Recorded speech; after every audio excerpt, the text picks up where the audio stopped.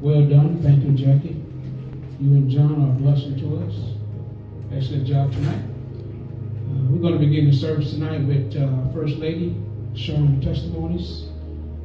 Tonight we want to emphasize that they overcame by the blood of the Lamb and by the word of their testimony. And that many of the afflictions of the righteous, but God delivers them out of them all. We'll be talking about afflictions tonight and how God delivered out of them all. Come on, First Lady, help us out. Thank you. I just want to say we serve such an awesome God. I mean, He is so merciful, so faithful, so loving, and I just thank Him because He has really been good to us throughout the years. And I want to start off by my testimony of Michigan City. We was getting ready to leave Michigan City back in 2009-ish. I was at work and I was getting my client ready. I worked for this company. I work with the disabled and mentally ill.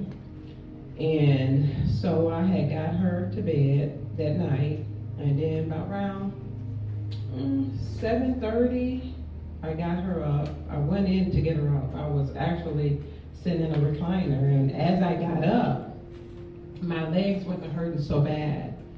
And I was like, Lord, what is going on? And all I heard Him say was to sit. Just sit. And so I'm still trying to think about my client, getting her ready, and getting her on time to her job. But I sit like the Lord told me to. And so my legs were hurting. Then I felt nauseated, and my skin felt so clammy. I mean, like sweaty. And so I went to the bathroom. I felt like I had to throw up, but I didn't throw up. My legs was just hurting. So then the next step, I felt led to call Pastor, my husband. So I called him, and he was saying, did you call 911? And I said, no. And he said, you need to call 911. And it was like, it seemed like I had just talked to him. And next thing I knew, he was at the door. And he wanted to come in. I'm like, you can't come in here, because I'm still thinking, about the job, Yeah. So he came in and he called 911. And then when they got there, they were looking at my hands and they was like, Miss Warren, you should even be awoke right now. Because my hands was white, no blood flow. And I was gasping for air. I didn't know what was going on. And so, they got me to the hospital and they got me into the ER. And, the doctor came in and she was, looking me over and stuff, trying to figure out what was going on. And then all of a sudden she was like, I'm getting something with you. She said, I'll be right back. So it was a nurse came in and he was taking blood out of this arm. And he said, it's going to hurt. He said, it's going to hurt. He said, because I got to get the blood that's coming directly from the heart. So he did it. He got the blood. Then they came back a little bit later, and come to find out, I had multiple blood clots in each lung. And, it's like, when you think about that, people die from one blood clot. And I just thank God, because I could be gone today, but He saw fit that, I needed to be here still. It wasn't my time. Amen. So it was like, I was the talk of the hospital, The doctors was like, you up here with the older people. You too young to be up here. And they could not figure out, and to this day, they still don't know why that happened, But to make a long story short, they put me on blood thinners. I had to be on those, I believe, a year. And God, He totally healed me. He totally restored me from that. And then my other testimony is when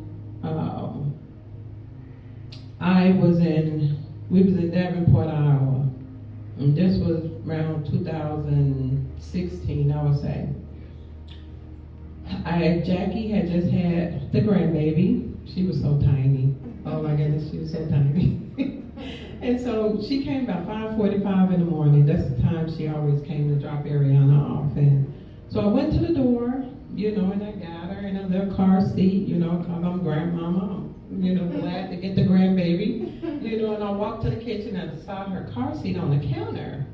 And then me and Jackie was talking for a while. And then next thing I knew, it's like I couldn't move. And so Jackie, she noticed it. She was like, "Mom, are you okay?" And I could hear her. I could see, but I just couldn't move or speak. So she was like, Mom, you okay? You okay? I couldn't say anything. Then next thing I know, she screamed for her dad because Pastor was in there getting dressed for work. And he came out and he said, "Faye, are you okay?"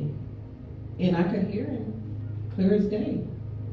And then next thing I know, he hugged me and he began to rebuke the enemy off of me, and I was released. So, thank you, Lord. Thank you, God. Thank you, Father. And the ambulance came because they called the ambulance. It was a fire department plus ambulance. And they came in, they checked my vitals, and they was like, "Miss Warren, you need to go to the hospital." They said, "You don't want us to take you, have your husband to take you." And that's what he did. We went, I think it was the stroke. It was a hospital for people that had stroke. So we get there, and the doctor come in, and he was like, well, they did a CAT scan on me, and he came back, and it was like he was kind of puzzled a little bit. And he was like, you can talk, you can see, you can walk. He said, "I need you to come out here with me. I need you to walk down this hall with me." So we walked. It was like he was just shocked that I could talk and that I could see and that I could walk. And he came back and he said, after looking at the CAT scan, that there was a little damage at the top of my brain.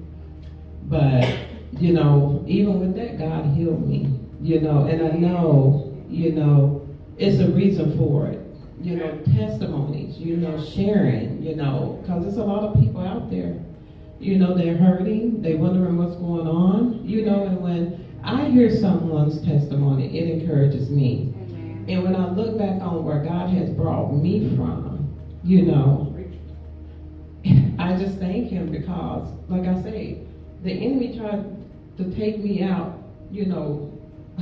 many times. Right. Yeah. And I'm not giving you no glory, say none whatsoever. This is to glorify my Father. And Lord, I thank you. I thank you. I thank you. Lord, you're worthy. You're so worthy, Father. And now I'm going to turn it over